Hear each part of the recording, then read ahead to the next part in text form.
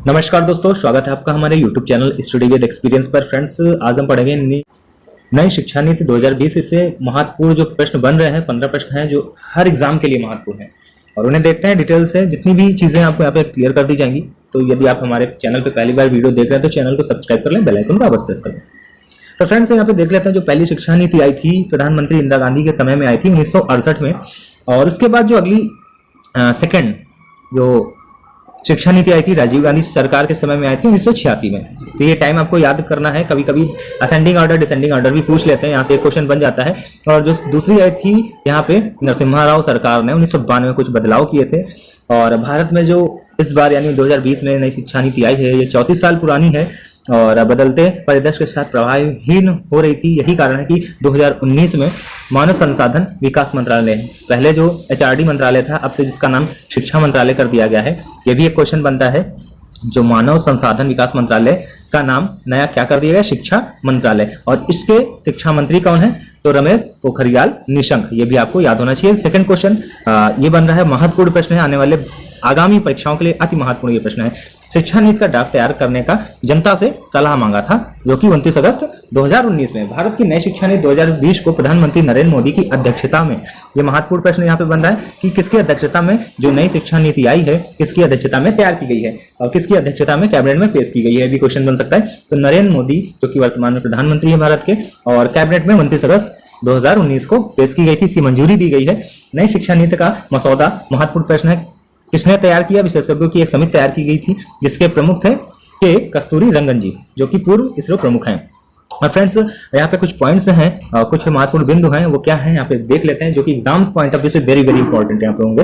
तो friends, video कैसा लग रहा है आप प्लीज लाइक अवश्य करें, चैनल को सब्सक्राइब करना ना भूलें, वीडियो को शेयर अवश्य करें। तो फ्रेंड्स, नई शिक्षा नीति 2020 में शिक्षा पर जो सकल घरेलू उत्पाद है, यानी कि GDP का कितना प्रतिशत खर्च किया जाएगा, तो 6% GDP का खर्च किया जाएगा, और जो कि वर्तमान में 4.43 है। अभी तक शिक्षा पे 4.43% ही खर्च किया जा रहा है। क्वेश्चन यहाँ से बन सकता है कि वर्तमान में शिक्षा पर GDP का कितना प्रतिशत खर्च किया जा रहा है, तो 4.43। और अब 5वीं कक्षा तक शिक्षा मातृभाषा में होगी, वेरी वेरी इंपॉर्टेंट है, यानी कि हिंदी में। ठीक है, और हिंदी किस आर्टिकल में इसका प्रावधान है, तो 355। और यह एक राजकीय भाषा है, ना कि राष्ट्रभाषा है, यहाँ से भी क्वेश्चन बन सकता है। और फ्रेंड्स, अगला देख लेते हैं, जो पॉइंट है तीसरा नंबर है, मानव संसाधन विकास मंत्रालय का नाम बदल के शिक्षा मंत्रालय कर दिया गया है। मैंने अभी आपको पीछे ही बताया शिक्षा मंत्री वर्तमान में कौन है। अब क्वेश्चन यहाँ से पहले क्वेश्चन बनता था कि HRD मिनिस्टर कौन है, तो रमेश पोखरियाल निशंक।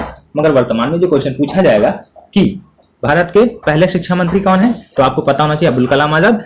और यदि अब पूछा जाए कि वर्तमान में पहले की बात की जाए तो अब्दुल कलाम आजाद, और वर्तमान में पूछा जाए तो रमेश पोखरियाल निशंक जी हैं।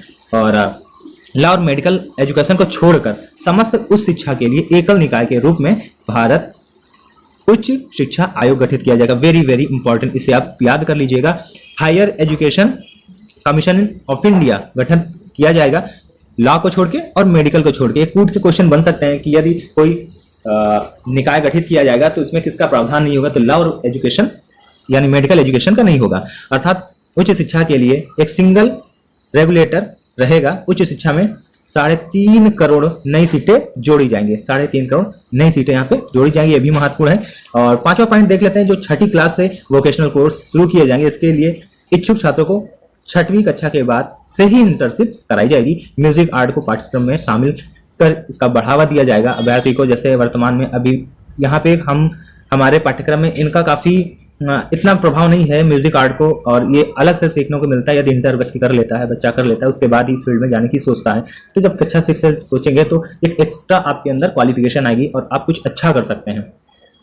और फ्रेंड्स, 7वें नंबर पे दिया गया है ई पाठ्यक्रम, वेरी वेरी इंपॉर्टेंट है। ई पाठ्यक्रम की बात की जाए, वर्तमान परिवेश को देखते हो कि हर जगह पे डिजिटलाइजेशन हो रहा है, तो राष्ट्रीय शिक्षा टेक्नोलॉजी फोरम यानी कि नेशनल एजुकेशन टेक्नोलॉजी फोरम बनाया जा रहा है, वेरी वेरी इंपॉर्टेंट है। और वर्चुअल लैब विकसित की जा रही है 2030 तक।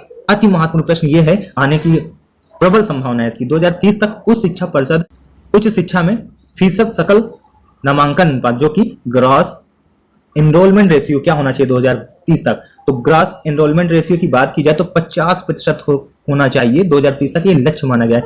क्वेश्चन पूछा जाएगा। और 2018 में 26.3 है ग्रॉस एनरोलमेंट रेशियो, कितना है 2018 में 26.3 है। 9 नंबर पॉइंट पे बात की जाए तो नई शिक्षा नीति 2020 का सबसे महत्वपूर्ण पॉइंट है मल्टीपल एंट्री और एग्जिट सिस्टम लागू होगा। यहाँ पे वेरी वेरी इंपॉर्टेंट है, कौन सा लागू होगा? Multiple entry and exit system. अभी यदि कोई छात्र 3 साल इंजीनियरिंग पढ़ने या सेमेस्टर पढ़ने के बाद किसी कारण से आगे की पढ़ाई नहीं कर पाता है तो उसको कुछ भी हासिल नहीं होता। यहाँ पे यदि आप 1 साल का करते हैं तो आपको सर्टिफिकेट दिया जाएगा, 2 साल का करते हैं डिप्लोमा मिलेगा, 3-4 साल के बाद आप पढ़ाई छोड़ते हैं तो आपको डिग्री मिल जाएगी।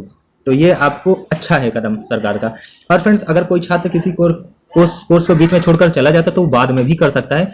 उस कोर्स को पहले कर ले जिसके लिए गया था, और बाद में जो छोड़ के गया उसे भी कर सकता है, ऐसा यहाँ पे प्रावधान किया गया है। 11 नंबर पे जो पॉइंट है, सेंट्रल यूनिवर्सिटीज जो डीम्ड यूनिवर्सिटी और स्टैंडर्ड लोन इंस्टीट्यूशन के अलग अलग नियम थे उन्हें एक ही नियम में जोड़ दिया गया, यानी नई एजुकेशनल पॉलिसी जो 2020 में सभी को एक समान नियम होंगे। 12 अंतिम है। यहाँ पे देश में शोध और अनुसंधान को बढ़ावा देने के लिए अमेरिका की तरह ही यहाँ पे भारत में भी नेशनल रिसर्च फाउंडेशन को स्थापित किया जाएगा। अमेरिका में था नेशनल साइंस फाउंडेशन, तो भारत में नेशनल रिसर्च फाउंडेशन की स्थापना की जाएगी।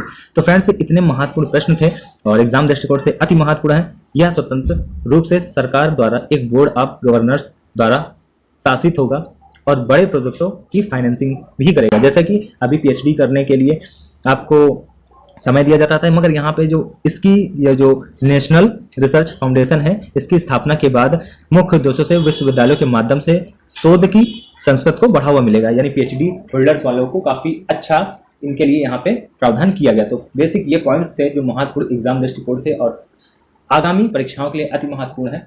कुछ क्वेश्चन जैसे हम आपको बता दिए हैं तो उन्हें आप अवश्य देख लीजिएगा 1 से 2 बार, तो आपको याद हो जाएंगे। वीडियो कैसा लगा? आप चैनल को आपने अभी नहीं सब्सक्राइब किया है तो सब्सक्राइब कर लें, वीडियो को लाइक करना न भूलें। Thanks for watching. जय हिंद।